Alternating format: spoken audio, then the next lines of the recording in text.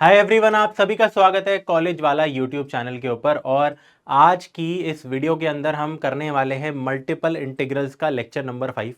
और आज का टॉपिक रहने वाला है हमारा ट्रिपल इंटीग्रल्स। तो अगर आपने अभी तक यार डबल इंटीग्रल पढ़ लिया है, बहुत सारे हमने टॉपिक्स किए हैं इस सीरीज के अंदर, हमने 4 लेक्चर ऑलरेडी अपलोड किए, उनको पहले देख के आओ। अगर आपने कहीं और से भी पढ़ रखा है तो इट्स ओके, आपको सिर्फ अगर ट्रिपल इंटीग्रल पढ़ना है, this is the right video for you. यहाँ पे हम ट्रिपल इंटीग्रल्स को डिस्कस करने वाले हैं, इसको इवेल्युएट करने वाले हैं इस लेक्चर में। सोनली हम प्योरली यही करने वाले हैं, बहुत अच्छे से समझेंगे कि कैसे सॉल्व इसको हम करते हैं। But I would still recommend कि आप पहला लेक्चर जो कि डबल इंटीग्रेशन की इंटीग्रल्स की इवैल्यूएशन है उसको करो। सेकंड लेक्चर जो कि again double integral with region की इवैल्यूएशन है। थर्ड लेक्चर जिसके अंदर पोलर कोऑर्डिनेट्स जो आते हैं डी आर डी थीटा, उसकी इवैल्यूएशन। और फोर्थ लेक्चर जहाँ पे हमने किया था change of variable of integration, ठीक है, डी एक्स डी वाई से डी वाई डी एक्स। तो वो बहुत इंपॉर्टेंट टॉपिक्स है। अब यहाँ पे आते हैं, देखो आपको ऐसा दे रखा होगा कुछ, जैसे डबल इंटीग्रेशन में x की लिमिट्स होती है, y की लिमिट्स होती है, f of x y D x D y होता है। तो जाहिर सी बात है यहाँ पे जो फंक्शन है वो एक्स वाई जेड 3 वेरिएबल का हो जाता है। तो फंक्शन 3 वेरिएबल का है, यहाँ पे आप देख सकते हो फंक्शन 3 वेरिएबल का है, ठीक है। और यहाँ पे D x D Y D Z 3 variable आ गए, 3 इंटीग्रेशन आ गई, एक्स की लिमिट्स, वाई की लिमिट्स, जेड की लिमिट्स। अब तीनों लिमिट्स आपकी कॉन्स्टेंट्स भी हो सकती है, कॉन्स्टेंट लिमिट्स तीनों में, ठीक है। फिर तो आप किसी भी ऑर्डर में इंटीग्रेट करो and you are good to go. But यहाँ पे आपके पास जनरली क्या रहता है, जैसे कि आप देख सकते हो, ये एक जनरल फॉर्मेट मैंने लिखा है, अभी और फॉर्मेट्स भी लिखने वाला हूँ। जहाँ पे आप देख सकते हो 3 मेरे इंटीग्रल्स हैं। z की लिमिट्स कांस्टेंट है z1 से z2, y डिपेंड करता है z पे, तो y में z का फंक्शन है, z का फंक्शन है। और x में yz का फंक्शन है, yz का फंक्शन है। देखो एक yz के फंक्शन से लेकर x1 से x2 ऐसे जा रहा है। अंदर मेरा एक फंक्शन है f of x y z, जिसमें देखो आप क्लोजली, अगर अंदर का इंटीग्रल x है तो पहले dx, पहले x के रेस्पेक्ट में इंटीग्रेट हो रहा है, फिर y है तो dy और लास्ट में z। अब ज़रूरी नहीं है कि मैं x y z इस ऑर्डर में इंटीग्रेट करूं, आप x z y किसी भी ऑर्डर में इंटीग्रेट कर सकते हो। बट अगेन वो पता होना चाहिए कि क्वेश्चन को हम किसी भी ऑर्डर में इंटीग्रेट कैसे करेंगे। इट डिपेंड्स कि क्वेश्चन में हमें करना क्या है, कैसे चीज़ें होने वाली है। पहले हम कुछ क्वेश्चन सॉल्व करते हैं बेसिक इवैल्यूएशन वाले, जिससे आपको समझ आए और थोड़ा सा मज़ा आए। उसके बाद हम थोड़ा डिटेल में जाएंगे कि कैसे हम किस ऑर्डर में इंटीग्रेट कर सकते हैं, क्योंकि यहाँ पे 3 वेरिएबल आ गए। चलिए तो यहाँ पे सबसे पहला हम सवाल सॉल्व करते हैं, ये रहा ई रेज टू द पावर। ये यार इससे थोड़ा आसान सवाल लेता हूँ मैं, मतलब आसान तो ये भी बहुत है, मैं चाह रहा हूँ कि थोड़ा एक ऐसा सवाल लूँ जो कि छोटा सवाल हो, आई वुड से, ठीक है, जो कि क्या हो, छोटा सवाल हो, लेंदी सवाल हमारा यहाँ पे ना हो। जैसे कि इसको उठाते हैं यार, दिस इज नॉट ए लेंदी सवाल, ठीक है। फिर आगे भी उसको भी करेंगे, अभी थोड़ा सा मैं, क्योंकि देखो अब ट्रिपल इंटीग्रल का एक बहुत बड़ा प्रॉब्लम क्या है कि आपके पूरे पेजेस भर जाएंगे। भले ही इजी क्वेश्चन हो बट लेंदी ज़रूर होगा, ठीक है। चलिए, तो यहाँ पे हमें D Z D Y D X दे रखा है। सबसे पहले एक फंक्शन दे रखा है एक्स वाई जेड का, 1/√1 minus x square minus Y square minus Z square. और फिर लिमिट्स दे रखी है 0 से 1 minus x square minus Y square का अंडर रूट, 0 से 1 माइनस एक्स स्क्वायर, 0 to 1। अब सबसे पहली बात तो क्या मुझे यही कंसिडर करना है कि पहले मैं z को इंटीग्रेट करूं, ठीक है। अगर इनर इंटीग्रल z का है तो ये जो लिमिट्स है ये मेरी z की लिमिट्स है, ठीक है। ये लिमिट्स फिर y की लिमिट्स है, और ये फाइनली मेरी x की लिमिट्स है, ठीक है। क्या ऐसा सीन हमारा यहाँ पे होगा? तो फॉर्चुनेटली इस क्वेश्चन में तो हो रहा है, ठीक है, बट ज़रूरी नहीं है। कभी कभी आपको यार ये भी उल्टे सीधे दिए जा सकते हैं, तो आपको आइडेंटिफाई करना है कौन सी किसकी लिमिट्स है। तो सबसे पहले तो बेसिक दिमाग हमें यहाँ पे ये लगाना है। पहले हम क्या करते थे, जैसे मान लो आपको 2 इंटीग्रेशन दे रखी हो, एक इंटीग्रेशन में कुछ x की टर्म्स में दे रखा हो, सिर्फ इसकी बात कर रहा हूँ मैं, बाहर की 2 इंटीग्रेशन को एक बार देखो, 0 to 1 0 to ये। अब अंदर मान लो कोई फंक्शन दे रखा है एक्स वाई का, तो ये जाहिर सी बात थी कि मैं x is equal to x, 0 से लेकर 1 माइनस एक्स स्क्वायर तक नहीं जाएगा ना, एक फंक्शन ऑफ x है तो y जाएगा, तो दूसरा वेरिएबल जाएगा। तो यही दिमाग लगा के हम यहाँ पे क्या देखेंगे, इसको देखो ना जरा, देखो इसको, ये क्या है, ये तो कांस्टेंट है 0, 1 minus x square minus Y square, यहां z नहीं है, तो of course z goes from this to this. तो जो इंटरनल अंदर का इंटीग्रेशन है ये मेरा dz पे ही बेस्ड है, ये मेरा dz पे ही बेस्ड है। तो पहले इसको सॉल्व कीजिए, जो भी आंसर आता है फिर हम y के साथ इंटीग्रेट करेंगे इसमें, क्योंकि x है सिर्फ, तो ये y होगा और ये फिर फाइनली x होगा। थोड़ा दिमाग लगा के आप सोचोगे तो समझ आ जाएगा। ठीक है, अब आ जाते हैं थोड़ा सा इधर, इसको इंटीग्रेट करो z के बेसिस पे। काफ़ी सिंपल इंटीग्रेशन है, घबराना मत। आप इसको ऐसे समझो कि ये क्वेश्चन में ये लिख रखा है 1/√, this is written as 1/√, k² minus z² का √dz। देखो ये दे रखा है, अगर आप क्लोजली नोटिस करोगे तो ये क्वेश्चन है। बहुत प्यार से देखो, के यही है बेटा, k² यही है 1 - x² - y²। नोटिस करो क्लोजली, ऐसे देखना आपको पड़ता है। ठीक है, तो इसका आंसर क्या आता था बेटा, बताओ। इसका आंसर होता है साइन इनवर्स z/k, है ना। फिर उसके अंदर आप लिमिट डालते हो 0 to k। ठीक है, और फिर ऑफ कोर्स के भी वही है, तो आपका आंसर जो भी आ जाता है, क्या आ जाता है यार, के पुट करते हो साइन इनवर्स 1 आता है, 0 पुट करते हो साइन इनवर्स 0, तो π/2 आंसर आ जाएगा। तो जो ग्रीन पार्ट है इसका आंसर π/2 है। ठीक है, ये ग्रीन जो पार्ट है बेटा, इसका आंसर π/2 है, जिसको आप क्लोजली अगर नोटिस करोगे, जिसका आंसर π/2। तो बाहर आते हैं एक बार, अब 0 to 1 x गोज फ्रॉम, फिर y goes from 0 to 1 - x², and मैंने देखा अंदर जो आंसर आया, सबसे पहले तो आया साइन इनवर्स z/ इसकी इंटीग्रेशन ये आ गई, sine inverse z/1 - x² - y² का √, क्योंकि इसके √, का स्क्वायर यहाँ लिखा और फिर z का स्क्वायर। ये देखो, थोड़ा एक स्टेप और लिख दिया, और फिर इसकी लिमिट जा रही है z = 0 से लेकर ये, तो थोड़ा दिमाग लगा, अपर लिमिट को पुट कर, sine inverse numerator by denominator same है, 1 हो जाएगा, साइन इनवर्स 1 π/2 होता है, साइन इनवर्स 0 0 होता है। ठीक है, फिर भी चल मैंने तेरे लिए एक बार ये लिख दिया। तो ये कितना बन गया, इधर आ जा यार। अगेन x जा रहा है 0 to 1, y जा रहा है 0 to 1 - x²। ठीक है, और अंदर में सीधा अब इसका आंसर कांस्टेंट आंसर है, xy में आंसर ही नहीं आया, तो ये तो बहुत ही बढ़िया हो गया हमारे लिए।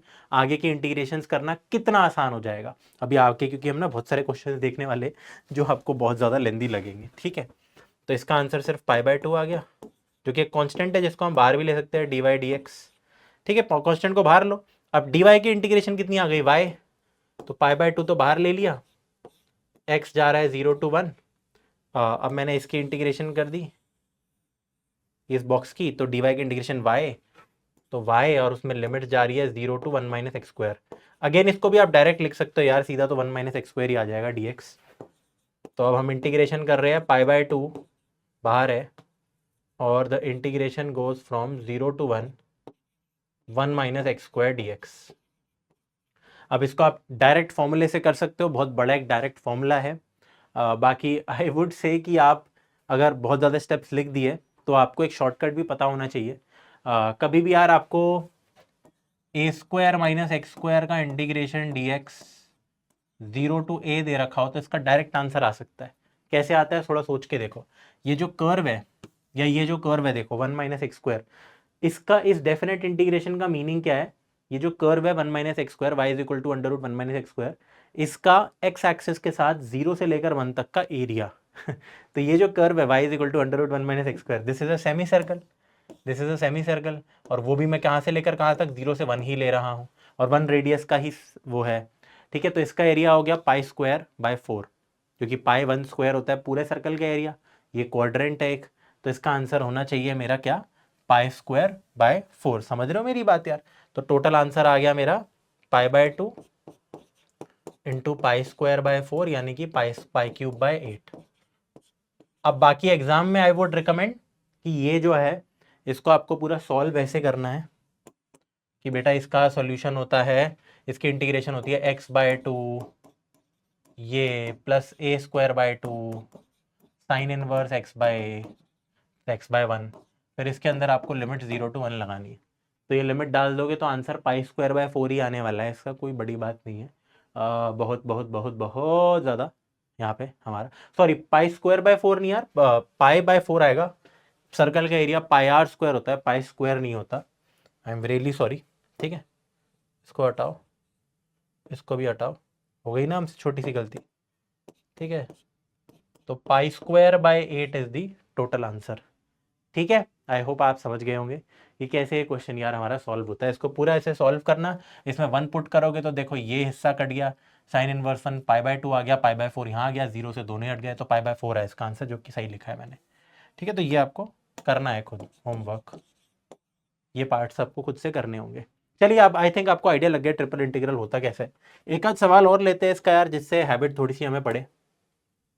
जैसे कि यार इस सवाल में आता हूं, इसको कैसे सॉल्व करना है। फंक्शन है x, लिखा है dz dx dy, ठीक है। अब ऑर्डर अजीब सा है, z x y, तो किस ऑर्डर में हमें लेना है। जनरली ऑर्डर ठीक दे रखा होता है, बट फिर भी हम एक बार वैलिडेट करते हैं। सबसे पहले इनर इंटीग्रल को देखो यार, ये x के ऊपर बेस्ड है सिर्फ, तो ये x नहीं हो सकता, ये y और z हो सकता है। बट फिर आप देखोगे बाहर का इंटीग्रल y स्क्वायर से 1 है, तो ये x और z हो सकता है लेकिन y नहीं हो सकता, है ना। तो ये सही ऑर्डर ही लिखा है। यहां मैं z का ऑर्डरिंग ले सकता हूं, देखो इंटीग्रल अंदर में, बाहर हम देखो y 0 से 1 जाएगा, कोई दिक्कत नहीं होगी, ठीक है। फिर x जाएगा मेरा y स्क्वायर से, लोअर लिमिट भी ये हो सकती है, दिक्कत नहीं है ये। और फिर z जाएगा मेरा 0 से function of x and y, जिसमें y नहीं है बट कोई नहीं, x पहले dz dx dy। इसको एक बार क्लोजली नोटिस करो, ये बिल्कुल सही है। अब कैसे सही आता है मैं समझाता हूं। जैसे सबसे पहले अगर मान लो मैंने इसको सॉल्व किया, सबसे पहले मैंने इसको सॉल्व किया, तो आंसर मेरा किस में आएगा, z की इंटीग्रेशन है बट z की लिमिट्स x में है, तो टोटल आंसर x में आ जाएगा। ये x कांस्टेंट है, इसको बाहर निकाल सकते हैं। फिर ये कांस्टेंट और एक x में जो आंसर है उसकी इंटीग्रेशन x के बेसिस में करूंगा ना, मैं y के बेसिस पे नहीं करूंगा। तो ये सही ऑर्डर मेरे को यहाँ पे दे रखा है। चलिए इसको सॉल्व करते हैं फटाफट यार। तो कितना आया देखो, y जा रहा है 0 to 1, फिर ये जो x है बेटा एक कांस्टेंट है, और z की dz की इंटीग्रेशन z होती है, विच इज सीधा, मैं इसकी सीधा इंटीग्रेशन कर दो यार, क्या ही बड़ी बात है। इस x को बाहर निकालो, dz की इंटीग्रेशन z में पहले ये अपर लिमिट ला लो, लोअर लिमिट डालो, तो 1 माइनस एक्स आ गया। तो एक x बचा और 1 माइनस एक्स बचा। अब dx dy कर दो, और x जा रहा है y स्क्वायर से 1, ठीक है। प्लीज मेरी बात को समझो, ये बॉक्स मैंने सॉल्व कर लिया है, dx dy लिख दिया, जो ये बॉक्स का आंसर है पूरे बॉक्स का आंसर ये आया है, ठीक है। अब इसकी इंटीग्रेशन करते हैं x की, बहुत ही आसान है यार इस बॉक्स की। This is now a double integral, बहुत सिंपल है, ठीक है। x माइनस एक्स स्क्वायर लिखा है, ऐसे पढ़ो इसको। x की इंटीग्रेशन कितनी होती है बेटा, एक्स स्क्वायर बाय 2 होती है, एक्स स्क्वायर बाय 2 होती है, और एक्स स्क्वायर की इंटीग्रेशन एक्स क्यूब बाय 3 होती है, जिसमें मेरे को लिमिट्स लगानी है फ्रॉम वाई स्क्वायर टू 1, ठीक है। और फिर बाद में जो भी आंसर आता है y जा रहा है 0 to 1, ठीक है। अब ये इंटीग्रेशन हम करते हैं फटाफट। लिमिट्स डालिए बेटा, 1 डालोगे 1/2 माइनस 1/3, सीधा लिख रहा हूँ 1/6, और फिर वाई स्क्वायर डालोगे तो वाई स्क्वायर का स्क्वायर बाय 2 यानी कि माइनस आएगा, ठीक है। तो मैं ब्रैकेट में ही इस चीज़ को कर रहा हूँ, ओपन कर रहा हूँ, ठीक है। पहले तो 1 डाला तो 1/2 माइनस 1/3, ठीक है। फिर ब्रैकेट में फिर minus bracket y4/2 minus y6/3, तो वो माइनस यहाँ आ जाएगा y4/2, और ये प्लस हो जाएगा y6/3। I hope I am right, yes. dy कर लो 0 to 1, यही इसका आंसर आएगा, करके देख लो जो भी लिमिट्स है। अब इसकी इंटीग्रेशन y की टर्म्स में कर दो बेटा, तो 1/6 की इंटीग्रेशन y/6, फिर अगले की इंटीग्रेशन y5/5, तो वो 10 हो जाएगा। अगले की इंटीग्रेशन y7/7, 7 इंटू 3 21 हो जाएगा। इसमें आप लिमिट्स लगा दो 0 to 1, 1 का ही आंसर लिखना है, तो आंसर आ गया 1/6 माइनस 1/10, 1/6 माइनस 1/10 प्लस 1/21। तो इसका क्या कहते हैं आप, एलसीएम ले लिए, 210 एलसीएम ले लीजिए, या जो जैसे भी यार, दो चीज़ों को इकट्ठा पहले कर लीजिए, 1/6 माइनस 1/10 कर लीजिए, ठीक है। यहाँ लिख लेते क्या है, ये भी फटाफट आना चाहिए यार हमें, कितना है प्लस 1/21 लिखा है ना। चलो फटाफट 1/6 माइनस 1/10 करते हैं। तो इन दोनों का अगर मैं एलसीएम लेता हूँ तो 30 एलसीएम आता है। तो 1/6 क्या होता है, 5/30 माइनस 3/30, ठीक है, 1/10, तो ये हो गया 2/30, तो ये पार्ट हो गया 2/30, यानी कि 1/15, सही कह रहा हूँ ना मैं, हाँ 1/15, 3/30 माइनस 5/30 माइनस 2/30, 1/15, 1/15 प्लस 1/21, इसमें से कुछ कॉमन भी लिया जा सकता है, 15-20 का एलसीएम भी लिया जा सकता है। अब मैं बोलूँगा कि आप 1/3 को कॉमन ले लो, तो 1/5 प्लस 1/7 बचा, ठीक है। तो 7 कितना आ गया, 1/3, 7 plus 5 12 upon 35, 4/35 is the answer. तो आपका वही आंसर आना चाहिए यार, 4/35। बेटा इसमें गलती मत करना, लास्ट का आधा एक नंबर क्या पता इसी में कट जाए, डिपेंडिंग ऑन क्वेश्चन चेकर। ठीक है, तो ये होते हैं ट्रिपल इंटीग्रल्स, वही सेम है यार, ज़्यादा कुछ मामला है नहीं। ठीक है, ज़्यादा मामला है नहीं। अब कुछ क्वेश्चन सॉल्व करते हैं जो देखने में हो सकता है आपको लेंदी लगे थोड़े से। ठीक है, जैसे कि यार एक आध हम होमवर्क आपको दे देता हूँ। जैसे this is your homework and बहुत ही क्लियरली एविडेंट है कि कैसे सॉल्व होगा, आपको दे भी रखा है। ठीक है, d Z D Y D x, वैसे तो ऑर्डर सही दे रखा है बिल्कुल, बाकी बहुत सिंपल है। बाहर की जो इंटीग्रेशन है वो x की है, फिर y की है, और सबसे अंदर की जो z की है, क्योंकि x y का फंक्शन है। तो सबसे पहले इसको सॉल्व करो, z को इंटीग्रेट करो, जेड स्क्वायर बाई टू आ जाएगा, उसमें लिमिट डाल दोगे तो सिर्फ x plus y by two बच जाएगा। फिर आप उसको इंटीग्रेट करो y की टर्म्स में, फिर 0 टू x वहाँ पे डाल दो लिमिट्स को, एंड देन फिर x की टर्म्स में इंटीग्रेट करो, तो एक फाइनल आंसर आएगा आपके पास। ठीक है, इसको आपको खुद सॉल्व करना है। अब एक क्वेश्चन मैं आपको करके दिखा देता हूँ, ये भी आपको खुद ही दूंगा। ये एक अच्छा लेंदी सवाल है यार, तो इससे पहले हम ये करते हैं। तो सवाल हमारा ये है, सवाल हमारा ये है, ये दोनों ऑलमोस्ट सिमिलर से सवाल है, दो सवाल सिमिलर है। E raise to the power X plus Y plus Z D Y D X यहाँ पे हमें दे रखा है, और 0 to x plus Y, 0 to x, 0 to A. तो इट्स प्रिटी एविडेंट, अंदर की लिमिट हमें हमें पता है कौन सी वाली है, अंदर की लिमिट जो है वो z गोज टू है। ठीक है, सबसे पहले हम इसको सॉल्व करेंगे, z goes from 0 to x plus y है। ठीक है, तो आंसर कितना आ जाएगा, लिखिए यार, x जा रहा है 0 टू ए, y जा रहा है 0 टू x, अंदर की पूरी इंटीग्रेशन ही कर डालो यार, e की power x plus Y plus z. अब e की power x plus Y plus z को मैं लिख सकता हूँ e की पावर x प्लस वाई, या e की पावर x, e की पावर y, e की पावर z, जिसमें ये दोनों कॉन्स्टेंट्स हैं, है ना, ये दोनों कॉन्स्टेंट्स हैं, और e की पावर z की इंटीग्रेशन e की पावर z ही होती है, तो सेम ही आंसर आ गया बेसिकली। ठीक है, तो e की पावर x, e की पावर y और e की पावर z की इंटीग्रेशन e की पावर z है। बस इसमें हमें लिमिट्स डालनी है, ध्यान से सुनना, limit 0 to x plus y डालनी है। अगेन अगर आपको कन्फ्यूजन हो रही है तो प्लीज़ मेरी बात को सुनो, मैंने क्या किया है, इसकी इंटीग्रेशन करते समय e की पावर x, e की पावर y को मैंने बाहर ही निकाल लिया, उसको आप बाहर ही ले सकते हो इंटीग्रेशन के, वो कांस्टेंट है z के रिस्पेक्ट में, बाहर ले लिया, और फिर इंटीग्रेशन e की पावर z की इंटीग्रेशन यही आई। z में लिमिट डालनी है 0 से x प्लस वाई, इनमें नहीं डालनी है, गधापंती मत करना एग्जाम में। ठीक है, एग्जामिनर 4 नंबर और काट लेगा ये देख के कि भाई कैसा मूर्ख आदमी है, 12वीं की इंटीग्रेशन ढंग से नहीं आती, तो ये काम आपको नहीं करने, आप प्रैक्टिस अच्छे से करनी है, बिल्कुल गलतियाँ नहीं करनी। तो ये भी वापस से e की पावर z 0 अगर डालूंगा तो 1 आता है, तो e की पावर x प्लस वाई डालता हूँ तो e की power x plus why he आता है। ओके, सो क्या क्या सीन आ रहा है चलो देखते हैं। ठीक है, 0 टू a, 0 टू x, अंदर एक तो e की पावर x है, एक e की पावर y है। e की power x is a constant, उसको और बाहर आप भेज सकते हो। ठीक है, उसको और आप बाहर भेज सकते हो, क्योंकि उसकी अभी रिक्वायरमेंट हमें होंगी नहीं। ठीक है, इनफैक्ट उसको बाहर ही भेजे या क्या करें, देखते हैं। चलो, e की पावर x, e की पावर y, और ये पूरा आंसर आ गया e की power x plus y minus e की पावर 0। ठीक है, डी वाई डी एक्स। अब इस पूरे की इंटीग्रेशन करनी है y की टर्म्स में, अब आपको ये करना है। तो आए तो वुड सजेस्ट यार, सबसे पहले तो हाँ, e की पावर x को तो आप मल्टीप्लाई हो रहा है ना, बाहर ही फेंको, बाहर ही फेंको, फिर इन सबकी इंटीग्रेशन करो, इसको ओपन भी कर सकते हो आप, आपकी मर्जी है। तो आई वुड सजेस्ट इस e की पावर x को हम बाहर ही फेंक देंगे। ठीक है, यही ना दिखे हमें, वापस से आ जाओ, x goes from 0 to a, इस e की पावर x को बाहर लीजिए। ठीक है, फिर y goes from 0 to x, and जो भी एक तो e की पावर y है, और फिर e की power x plus y minus e की पावर 0, इसकी इंटीग्रेशन करेंगे, फिर इसकी इंटीग्रेशन करेंगे। आइए देखो, थोड़ा सा क्लीन कर दिया मैंने, इसको बाहर ही ले लो। ठीक है, अब इसको सॉल्व करो बेटा, इसको थोड़ा सा वो बनाते हैं, ठीक बनाते हैं यार। तो 0 टू a, ये अभी भी इधर ही है। अब ये क्या है देखो यार, मैं डायरेक्टली इंटीग्रेशन भी कर सकता हूँ, e की पावर x प्लस 2y लिखा है यहाँ पे, या e की पावर 2y इंटू e की पावर x। तो e की पावर देखो x कांस्टेंट है, ठीक है, e की पावर x कांस्टेंट है, और e की पावर 2y की इंटीग्रेशन बताता हूँ। तो e की पावर 2y की इंटीग्रेशन होती है e की पावर 2y बाई 2। ठीक है, और फिर e की पावर y e की पावर 1 से मल्टीप्लाई हो रही है, जिसकी इंटीग्रेशन सिर्फ e की पावर y होती है। इस पूरे में हमें लिमिट्स लगानी है 0 टू x। ठीक है बेटा, गलतियां ना करना, इसमें लेंदी सवाल है जैसे कि मैं बता रहा हूँ आपको, देख लो एक बार। ठीक है, लिमिट सही से डालनी है, अपने हिसाब से करना है, बट ढंग से करना है काम।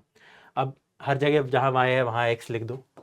तो फाइनल इंटीग्रेशन बन गई 0 टू ए, आई होप आपको दिख रही होगी, यस।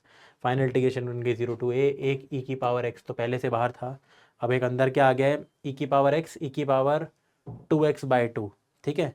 तो ई की पावर 2x प्लस एक्स, ई की पावर 3x/2 आ गया, ई की पावर 3x/2 माइनस ई की पावर एक्स।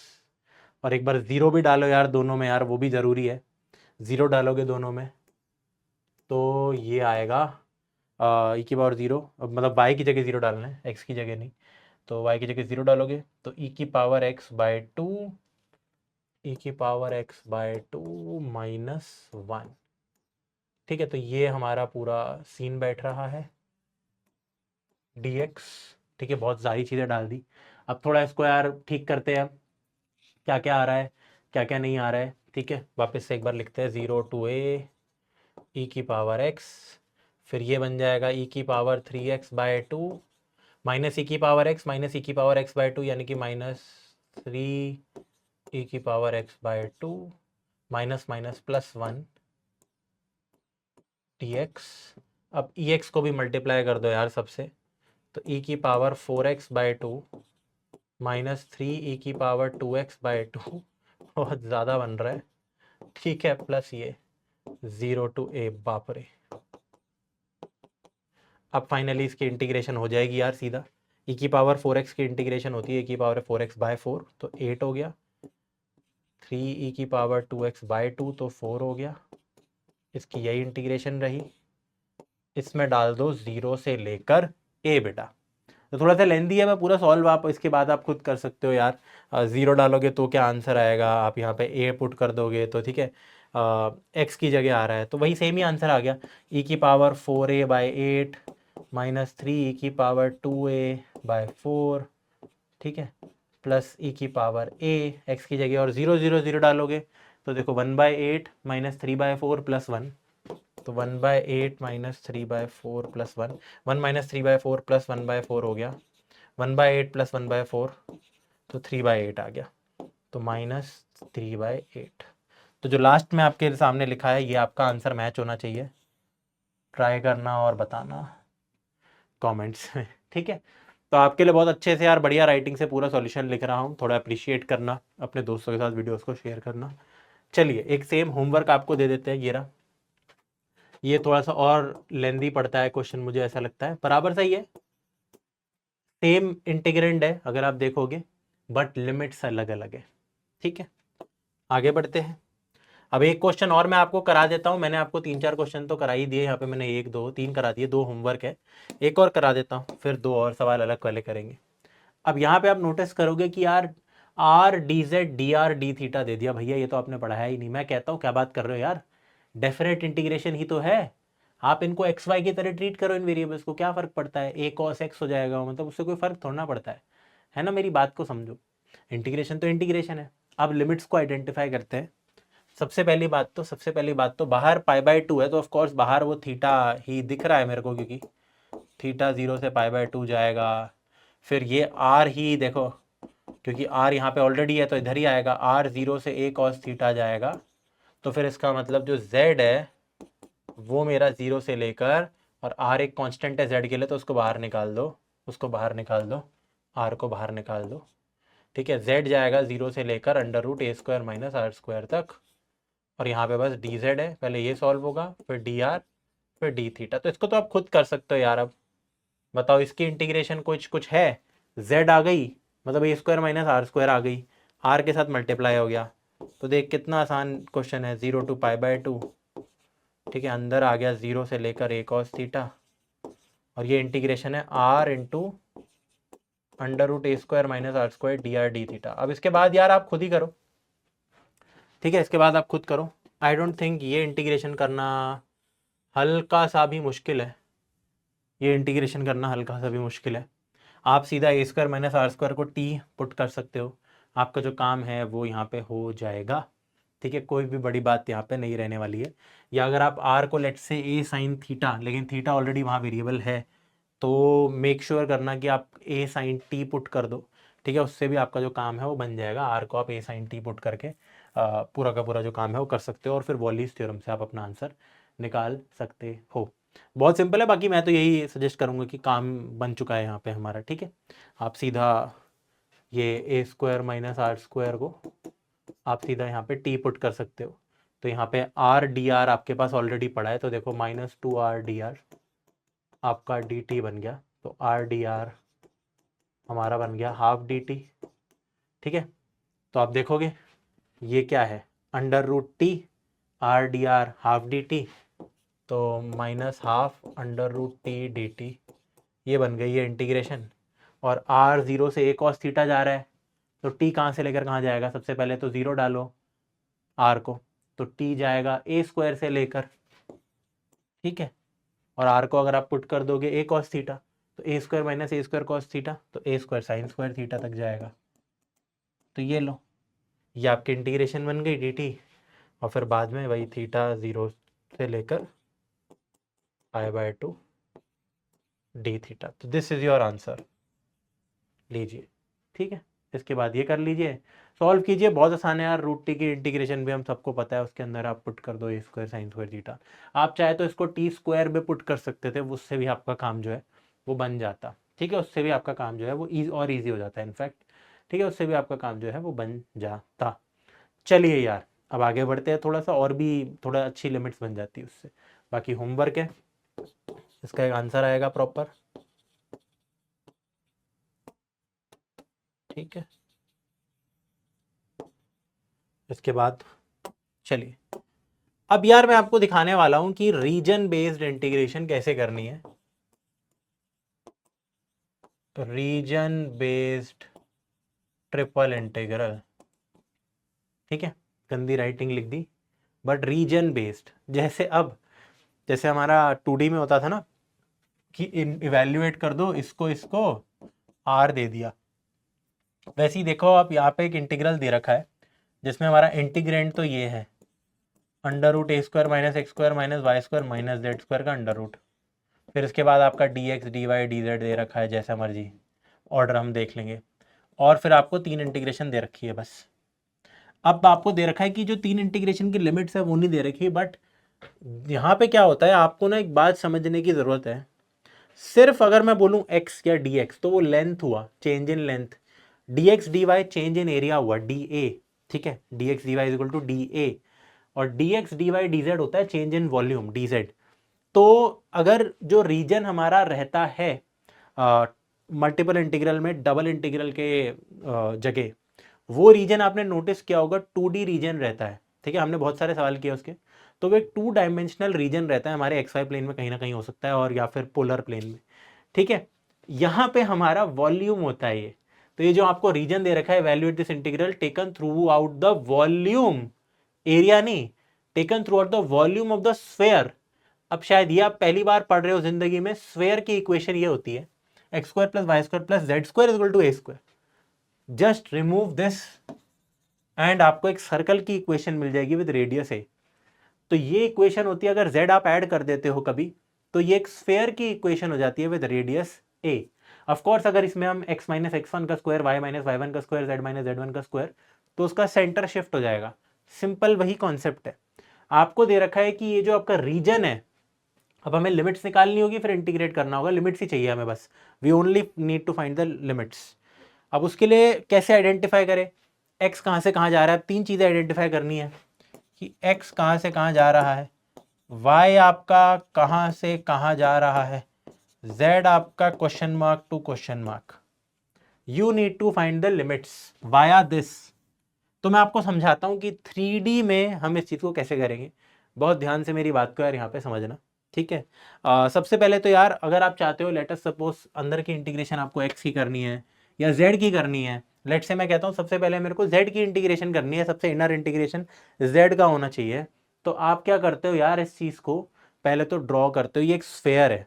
अब मेरी बात को सुनो, अगर मैंने एक सर्कल बनाया होता सिर्फ, ठीक है, तो मैं उसकी लिमिट्स कैसे लेता।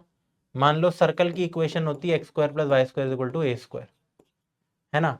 अब throughout this region area मैं अपनी लिमिट्स कैसे फॉर्म करता हूँ, थोड़ा सोच के देखो।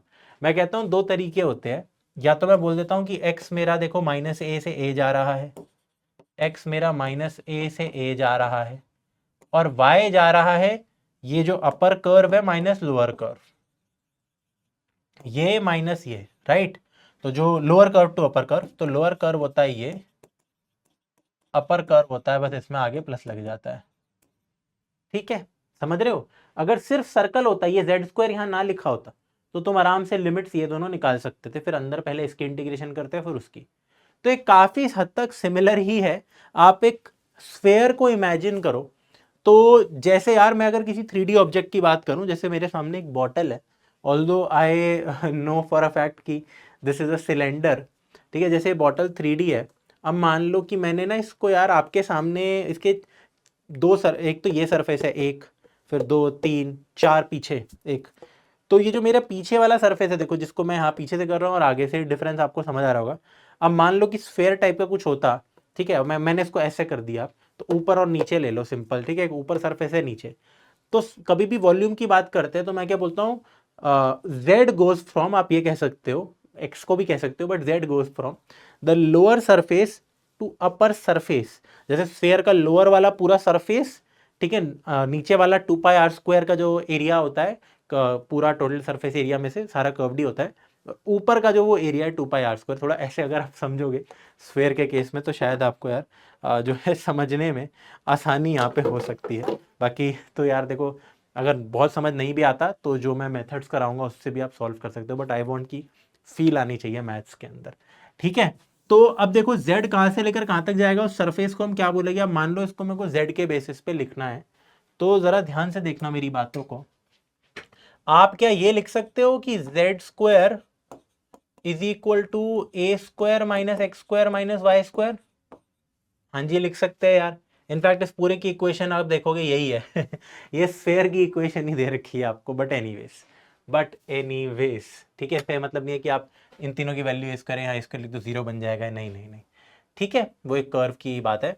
तो बेसिकली ये मैं बोलूंगा z गोज फ्रॉम, क्योंकि z की वैल्यू कितनी हो गई, यहां से दोनों साइड स्क्वायरिंग हटाओ, तो z बन गया plus minus of this a square minus x square minus Y square. तो ये दो कर्व रिप्रेजेंट करता है, कर्व नहीं, आई एम वेरी सॉरी, ये दो सरफेसेस रिप्रेजेंट करता है। क्यों? क्योंकि z को अगर मैं लिखूं z is equal to some, क्या कहते हैं, अगर मैं लिखता हूं y is equal to some function of x, तो ये y इज अ कर्व। अगर मैं लिखता हूं z is equal to some function of x and y both, तो ये एक सरफेस है, पूरा ऊपर का सरफेस नीचे का सरफेस, समझ रहे हो ना आप। एक वॉल्यूम या 3D ऑब्जेक्ट में सरफेसेस होते हैं, ठीक है। तो मैं बोलता हूं z जाएगा नीचे वाले सरफेस, जो कि बेटा ये है A square minus x square minus Y square, से लेकर ऊपर वाला सरफेस जो कि है A square minus x square minus Y square, but बाहर इसमें माइनस लगा हुआ है, ठीक है। तो z यहां से यहां तक जा रहा है। अब अगर मेरे को आइडेंटिफाई करना है कि y कहां से कहां तक जा रहा है, यार z का तो समझ आ गया। अब मेरी बात को सुनो, बहुत ही सिंपल है ऐसे में। जैसे जैसे अगर मैं एक सर्कल बनाता हूं, ये 2D में है ना, और मैं बोलता हूं y ये नीचे वाले कर्व से ऊपर वाले कर्व में है, तो मैं सीधा बोल देता हूं x तो सीधा इस लाइन से यहां लाइन तक जा रहा है। तो 2 डायमेंशन को मैं थोड़ा ना 1 डायमेंशन में कन्वर्ट कर देता हूं x के रिस्पेक्ट में, कि x तो सिर्फ माइनस ए से लेकर इस लाइन से लेकर इस लाइन तक, मतलब इस नंबर से लेकर इस नंबर तक जा रहा है, थोड़ा अगर आप इस तरीके से समझोगे तो, ठीक है। जबकि y एक फंक्शन ऑफ x से लेकर एक फंक्शन ऑफ x तक जा रहा है। तो अगर मैं आपसे यार एक छोटी सी बात पूछूं यार, कि एक स्फेयर का प्रोजेक्शन क्या होता है 2D पे, या फिर अगर मैं सीधा बोलूं जैसे ये स्फेयर है, ये कैसे बनता है, जैसे सर्कल ऐसे बनता है, मैंने बताया x square plus y square equal to A square, exactly ऐसे बनेगा। स्फेयर ऐसे बनेगा कि अगर मैं अपना एक्स वाई जेड प्लेन बनाऊं, ये देखो, if this is my x axis, this is my y axis, and एक ऊपर जा रही है मेरी यहाँ पे जेड एक्सिस, तो स्फेयर कैसे बनेगा यार, समझना थोड़ा सा यार, थोड़ा सा समझना यार, है ना। स्फेयर हमारा कैसे बनेगा यार, जो भी ऐसी शेप बना नहीं पा रहा हूं मैं यहाँ पे, बट मेरी बात को समझो यार। 3D सरफेस के अंदर जो स्फेयर है, अब ऐसे मेरा प्लेन है, आप ऐसे समझो कि ये मेरा एक्स वाई प्लेन है पूरा का पूरा, ठीक है, ये पूरा एक्स वाई प्लेन है मेरा स्मार्ट बोर्ड जो है, और ये जेड एक्सिस, ये स्मार्ट, ये जो पेन है जेड एक्सिस ऐसे जा रही है। तो स्फेयर ऐसे बल्ज आउट कर रहा होगा, आधा स्फेयर आगे होगा, आधा स्फेयर पीछे होगा नीचे वाले ऑक्टेंट्स में, है ना। अगर मान लो मैं इस स्फेयर का प्रोजेक्शन लूँ या ये एक्स वाई प्लेन को जहां कट कर रहा है, पूरे एक्स वाई प्लेन को, तो वो एक सर्कल फॉर्म कर रहा है, राइट। तो स्फेयर का प्रोजेक्शन क्या हुआ, सर्कल हुआ, ठीक है। थोड़ा डीप में जा रहे हैं भैया हम, थोड़ा डीप में जा रहे हैं। तो वो जो प्रोजेक्शन मैं करूंगा इस पर्टिकुलर स्फेयर का एक्स वाई प्लेन पे, वो बहुत सिंपल है। उसको कैसे प्रोजेक्ट करते हैं, projection on x y plane, at least in this case आप सीधा बोलोगे x square plus y square equal to A square. मतलब वो z को आप हटा दोगे तो प्रोजेक्शन निकल जाएगा, ठीक है, कि एक्स वाई प्लेन पे क्या नजर आ रहा है, एक कर्व नजर आ रहा है इस वॉल्यूम का, इस स्फेयर का। तो अब आप बोलो y कहां से कहां तक जाएगा। तो वैसे तो हम बिना दिमाग लगाए आप, मैं आपको सीधा बता सकता था, रटवा सकता था, बट यार मैथ्स थी तो मजा नहीं है। थोड़ा फील लो, y कैसे यहां से यहां जा रहा है, z एक्स वाई का फंक्शन है, y सिर्फ x का फंक्शन है, ओके। और सबसे बाहर का जो इंटीग्रल अब x है, हाँ जी बेटा आप सही सोच रहे होंगे, वो अब मेरा -a जाएगा। वाह, थोड़ा सोच के देखो कि ये तीनों चीजें कैसी हो गई, ठीक है। z कहां से कहां तक जा रहा है, y कहां से कहां तक, ये x। आपको बस ये लिखना है, बहुत ज्यादा डिटेल में चीजें नहीं लिखनी। हाँ आप ये लिख सकते हो, ये स्क्वायर है, z स्क्वायर ये है, तो z यहां से यहां जाएगा। फिर आप बोलोगे projection of this on x y plane is this, so y goes from this to this and of course then x goes from -a to a, ठीक है। अब आप चाहे तो यार इसको दूसरे नजरिए से देख सकते थे कि आप X square is equal to A square minus Z square minus Y square लिख सकते थे। फिर x मेरा जाता A square minus Z square minus Y square से लेकर A square minus Z square minus Y square के under root, positive under root पे जा सकता था, ठीक है। और फिर मैं प्रोजेक्शन लेता इस स्फेयर का, किस पे, एक्स वाई प्लेन पे नहीं, मैं वाई जेड प्लेन पे लेता। तो उस नजरिए से भी आप देख सकते हो, मतलब इंटरचेंज कर सकते हो तीनों को, कि मैं जैसे पहले z ले रहा हूँ फिर y फिर x, आप किसी भी ऑर्डर में कर सकते हो, ठीक है। ये थोड़ा सही रखता है मेरे को। तो आपका जो बेटा आंसर आ गया है वो काफी सिंपल आंसर आ गया है। वो आंसर आपका यहाँ ये आ गया है, आइए, कि भाई x जा रहा है, x जा रहा है -a से a, फिर आपका y जा रहा है -a square minus x square से लेकर a square minus x square के पॉजिटिव तक, और फिर z जा रहा है -a square minus x square minus Y square से लेकर √a square minus x square minus Y square. I hope आपको ये नजर आ रहा है, एक बार मैं कंफर्म करता हूँ, यस।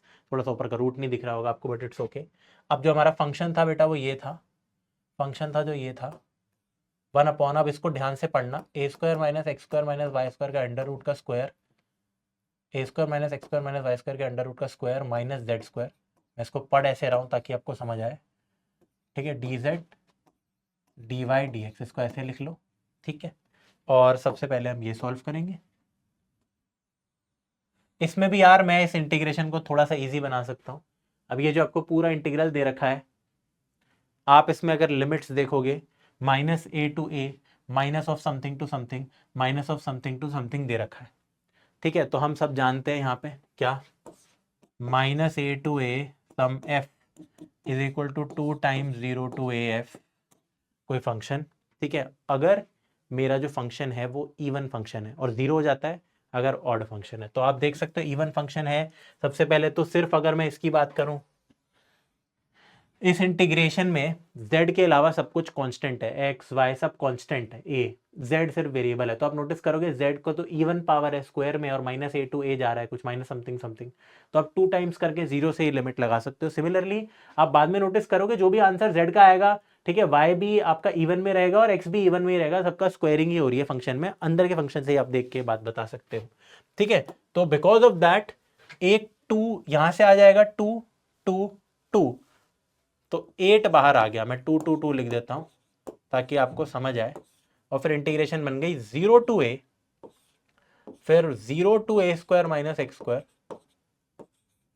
और फिर 0 to a square minus x square minus Y square. और पहली इंटीग्रेशन है dz अपॉन यही सेम चीज, ये तो हम बार बार कर चुके हैं अब, माइनस जेड स्क्वायर, ठीक है, ठीक है। तो द फर्स्ट इंटीग्रेशन हमारी रहने वाली है,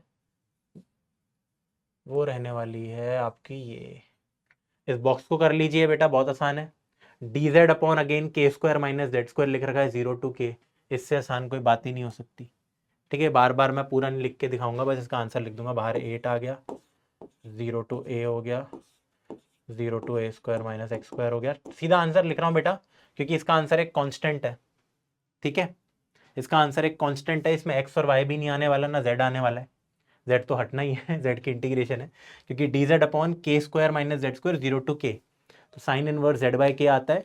0 to k जाओगे तो पाई बाय 2 ही आंसर आता है इसका। ठीक है, तो वो भी मैं बाहर ही लिख रहा हूँ, या आप इसको अंदर भी लिख सकते हो। तो 8 पाई बाय 2, इस बॉक्स का आंसर पाई बाय 2 है। अब सीधा आप करोगे डी वाई डी एक्स, तो ये भी, ये देखो एक कांस्टेंट आंसर है, देखो कितनी इजी इंटीग्रेशन है।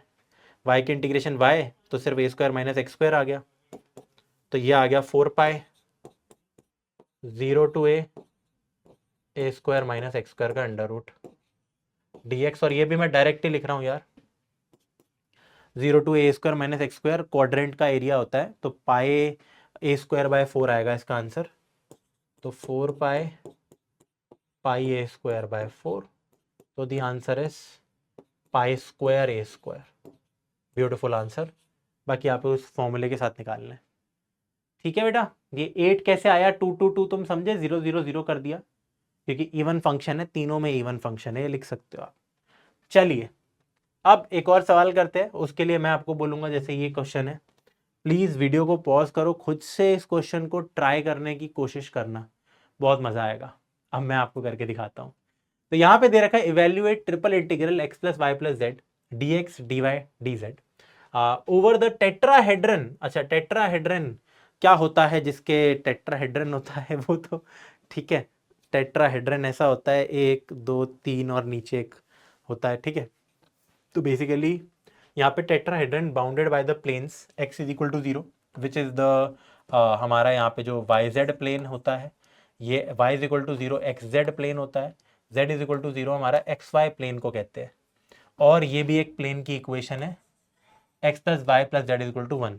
आप इसको इंटरसेप्ट फॉर्म से भी निकाल सकते हो। 12th क्लास में हमने ये भी पढ़ा है कि अगर मान लो मेरी एक्स वाई एक्सेस ये है, x y and then you have a z axes, तो द थिंग इज यहाँ पे भी 1 यूनिट्स 1 यूनिट्स और 1 यूनिट्स। ठीक है, इन तीनों पॉइंट से जो पास कर रहा है, इन तीनों पॉइंट से जो पास कर रहा है प्लेन, ठीक है, वो इस प्लेन की बात हो रही है। अगेन एक्सटेंडेड इन्फिनिटली मेनी, पूरा एक्सटेंड हो रहा है, बट साथ ही साथ ये 4 प्लेन आपस में कट कर रहे हैं। तो एक्स वाई प्लेन कट कर रहा है, वाई जेड प्लेन कट कर रहा है, एक्स जेड प्लेन कट कर रहा है, हमारा जो भी वैसा बनता है, तो एक टेट्राहेड्रन शेप बनेगी। ये पूरा ऐसे इस ओरिजिन के साथ आएगा, ये वाला सॉलिड बनेगा हमारा कुछ। मैं ब्लू पेन के साथ दिखाता हूँ कि this will connect to all these 3 points, all these 3 points. थोड़ा सोच के देखो कैसे हो रहा है। एक मेरे पास आप ये समझो कि ट्राइंगल एज अ बेस है, टेट्राहेड्रन ये होता है अगर मैं आपको समझाऊं। ठीक है, और एक पॉइंट है जो कि तीनों को कनेक्ट कर रहा है, ये इस पॉइंट के साथ भी आ रहा है, इस पॉइंट के साथ भी आ रहा है, इस पॉइंट के साथ भी, और ये भी ट्राइंगल ट्राइंगल ट्राइंगल, 3 ट्राइंगल्स और आ गए, तो 4 ट्राइंगल्स बेसिकली बन गए। तो टेट्राहेड्रन यहाँ पे हमारा हो गया। This is the shape. यहाँ पे ये हमारा ये ओरिजिन है बेसिकली, इस केस में 0 0 0 3D की बात हो रही है। और ये जो प्लेन है, इस प्लेन की इक्वेशन है हमारी x plus Y plus z is equal to 1। तो ये शेप बन रही है। सबसे पहले तो हमने एनालाइज किया कि 1 2 3 4 प्लेन्स ये शेप बना रहा है, इनका जो सॉलिड है वो ये बन रहा है। आई होप आपको समझ आया होगा। मैंने बना दिया, ये ग्रीन वाला जो प्लेन था ये x plus Y plus z is equal to 1 था। ठीक है, जो यहाँ पे भी ग्रीन तरीके से ही बनाते हैं फिर यार। ठीक है, जिसके कोऑर्डिनेट्स अगेन 1 0 0 0 1 0 0 0 1 है यहाँ पे जो पॉइंट्स हैं। और फिर ये x y plane, y z plane, x z plane अगर कट करेंगे तो ऐसी शेप बनेगी, वो 0 0 से जो भी ऐसा टेट्राहेड्रन बना होगा। एनीवेज, अब इसमें आप इंटीग्रेशन कैसे करोगे यार? अगर आपको ये नहीं भी बनाना आया ना, जो मैंने आपके सामने ये बनाया, तो कोई बात नहीं, एग्जाम में आप ये नहीं लिखते, इट्स ओके, फील दिलाने के लिए था। आपको अगर अंधाधुन इंटीग्रेट करना है तो कैसे करेंगे, अब हम वो समझते हैं। लेट अस अंडरस्टैंड अंधाधुन इंटीग्रेशन। अब यहाँ पे क्या दे रखा है यार, x plus Y plus z equal to 1। अंदर की इंटीग्रेशन हमेशा यार z की ले लिया करो। मैं बोल रहा हूँ z की वैल्यू क्या आ गई, 1 माइनस एक्स माइनस वाई आ गई, वहां ले जाओ। और z इज इक्वल टू 0 है, तो z आप ये समझो यार हमारा 0 से लेकर यही जाएगा, जनरली स्पीकिंग ऐसा होता है। फिर y कहां से कहां तक जाएगा, ध्यान से समझो, बहुत सिंपल है। इस जो प्लेन है ना, इसकी प्रोजेक्शन ले लो, एक्स वाई प्लेन पे इस प्लेन की प्रोजेक्शन ले लो। अगर कभी भी आपको एक्स वाई प्लेन पे, जहां पे z का लेना देना नहीं है, प्रोजेक्शन लेना है किसी मतलब 3D चीज का, तो आप बस z को हटा दीजिए। तो अगर मैं बोलूं इसका projection on x y plane क्या होगा, तो इसका प्रोजेक्शन हो जाएगा x plus y is equal to 1, which is a straight line, right, which is a straight line. यहां पे आप बोल सकते हो y is equal to 1 minus x, तो y जाएगा 0 से 1 माइनस एक्स। ठीक है, थोड़ा अगर आप फील लोगे ना पूरे 3D स्ट्रक्चर का, तो आप समझ पाओगे कि z यहाँ से यहाँ क्यों जा रहा है, बाकी चीज़ें भी क्यों हो रही है, वो आपको फील आ जाएगी। ठीक है, एंड डेफिनेटली फिर जो x है वो जाएगा 0 टू 1। ठीक है, 1 क्यों जाएगा, 1 ही जाएगा यार, सोच के देख लो थोड़ा सा। ठीक है, y और z दोनों को हटा दो तो x इज इक्वल टू 1 हो जाएगा। ठीक है, z के लिए मैंने क्या किया, इन दोनों को उधर ले गया, काम बन गया। y के लिए मैंने क्या किया, पहले तो z को गायब किया, x को उधर ले गया। ठीक है, तो 1 माइनस एक्स आ जाएगा y। x के लिए दोनों को गायब कर दिया, मतलब x एक्सिस पे प्रोजेक्शन हो रही है फिर उसके बाद। ठीक है, तो इसकी प्रोजेक्शन ऑन x एक्सिस हमारा x इज इक्वल टू 1 आता है, राइट। तो इसका भी अगर मैं लिखता हूँ, projection on x axis is x is equal to 1, इसलिए x हमारा 1 तक जाएगा। अब ये 3 लिमिट पता लग गई, इंटीग्रेशन फर्जी बन गई। ठीक है, थोड़ा टाइम तो लगेगा यार, इंटीग्रेशन करने में मेहनत लगने वाली है हमारी। तो अगले पेज पे आते हैं, क्या है, x plus Y plus z है। तो इंटीग्रेशन है हमारी ये, तो x जाएगा 0 से 1, फिर y जाएगा 0 से 1 माइनस एक्स, फिर z जाएगा 0 से 1 माइनस एक्स माइनस वाई, और इंटीग्रेशन कर रहे हैं हम x plus Y plus z की। तो पहले d Z D Y D x, generally ऐसे कर लिया करो, ऑर्डर कुछ भी हो सकता है। तो बहुत आसान है, सबसे पहले इन तीनों की इंटीग्रेशन करो डी जेड के टर्म्स में।